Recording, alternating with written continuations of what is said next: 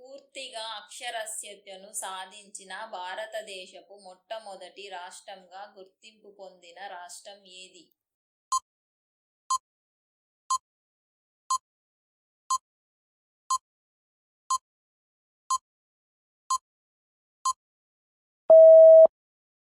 The correct answer is B.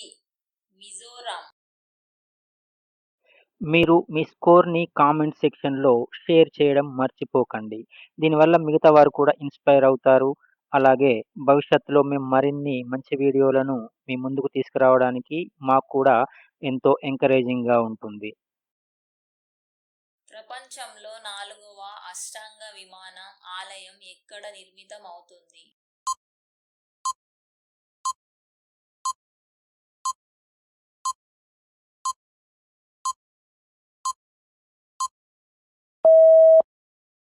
The correct answer is C. Columbus, Ohio. మా video గనుక మీకు నచ్చినట్లయితే దయచేసి లైక్ చేయండి, షేర్ చేయండి, కామెంట్ చేయండి. అలాగే మా ఛానల్ని సబ్స్క్రైబ్ చేయడం మాత్రం మర్చిపోకండి. అలాగే ఇంకా ఏవైనా మీ అమూల్యమైన సూచనలు, సలహాలు ఉన్నట్లయితే కామెంట్ సెక్షన్లో తెలియజేయండి. నాసా 2029లో చేసే రోదసి యాత్రలో పాల్గొనబోయే తెలుగు అమ్మాయి పేరేమిటి?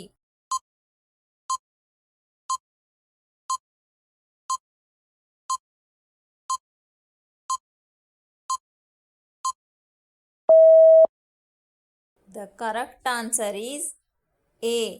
Jahnavi Dangeti.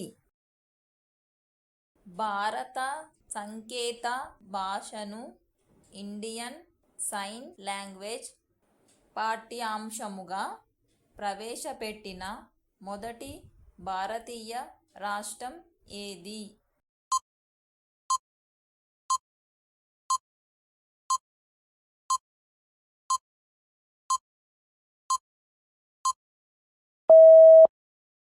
The correct answer is C. Assam. Gulf దేశాలలో ఆదాయ పన్నును ప్రవేశపెట్టబోయే మొదటి దేశంగా ఏ దేశం నిలిచింది?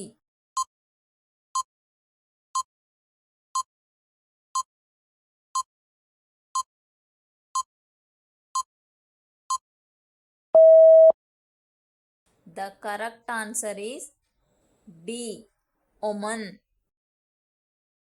మొట్టమొదటి ట్రీ అంబులెన్స్ సర్వీస్ ఏ రాష్ట్రంలో ప్రారంభమైంది?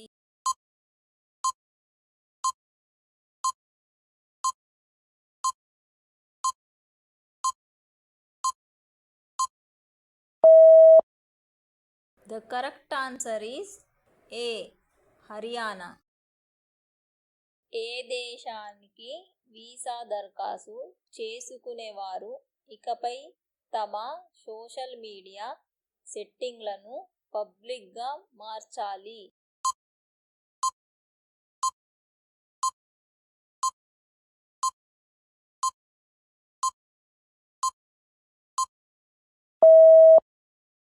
Correct answer is C.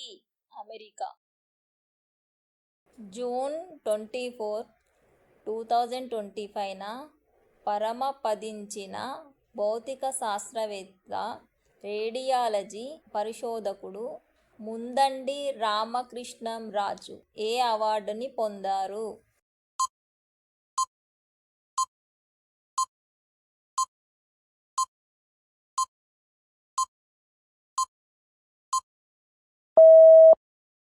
The correct answer is D. Padmashri. Wimbledon 150వ వార్షికోత్సవం సందర్భంగా ఎవరి విగ్రహాన్ని ఏర్పాటు చేయనున్నారు?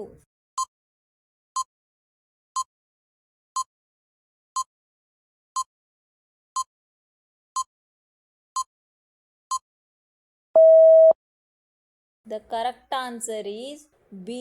ఆండీ Murray. 2025 EIU global liveability index ప్రకారం ప్రపంచంలో అత్యంత నివాసయోగ్యమైన నగరంగా మొదటి స్థానంలో నిలిచిన నగరం ఏది?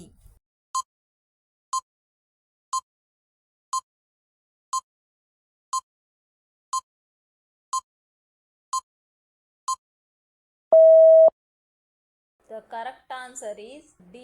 Copenhagen.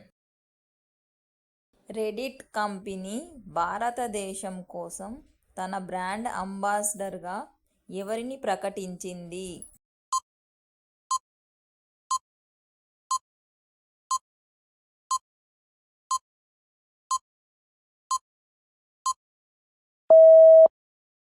The correct answer is C. Sachin Tendulkar. కేంద్ర రాష్ట్రాల సంబంధాలపై సమగ్ర అధ్యయనం కోసం 3 కమిటీలు ఏర్పాటు చేసిన రాష్ట్రం ఏది?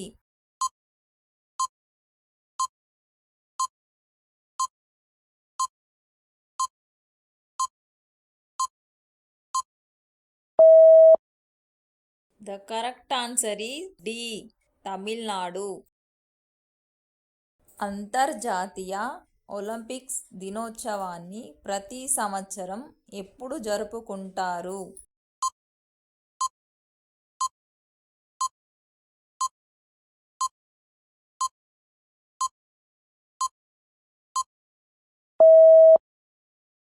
The correct answer is B. June 23. ఇటీవల ఇరాన్లో B-2 బాంబర్లు దాడి చేసిన ప్రధాన అణు కేంద్రాలు ఏమిటి?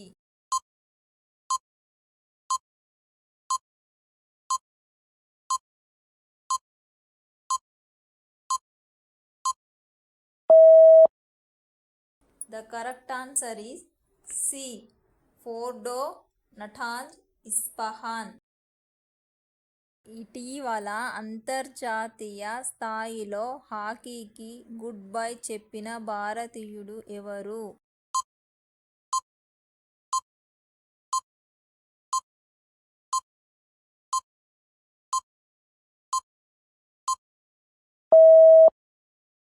The correct answer is D. Lalit Kumar Upadhyay. Pension fund regulatory development authority PFRDA చైర్మన్గా ఇటీవల ఎవరు నియమితులయ్యారు?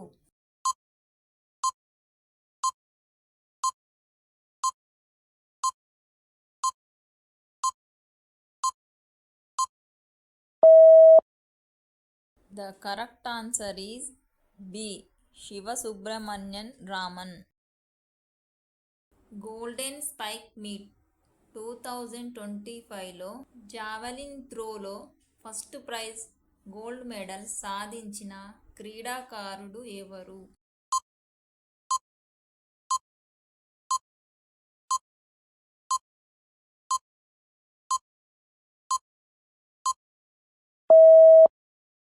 The correct answer is A.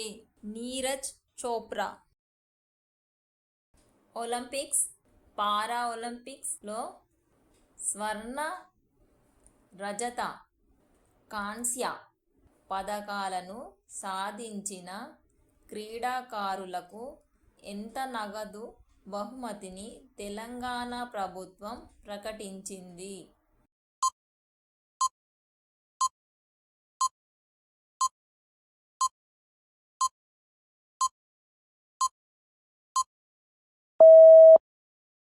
The correct answer is A. 6 కోట్లు, 4 కోట్లు, 2.5 కోట్లు. 41 సంవత్సరాల సుదీర్ఘ విరామం అనంతరం భారతదేశం నుండి రోదసిలోకి వెళ్ళబోతున్న వ్యక్తి ఎవరు?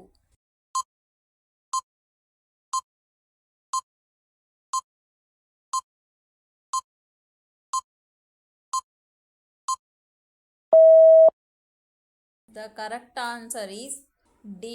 Shubhanshu Shukla.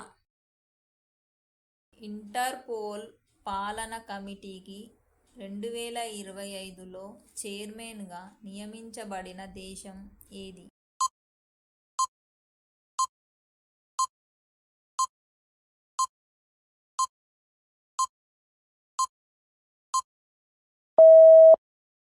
The correct answer is B.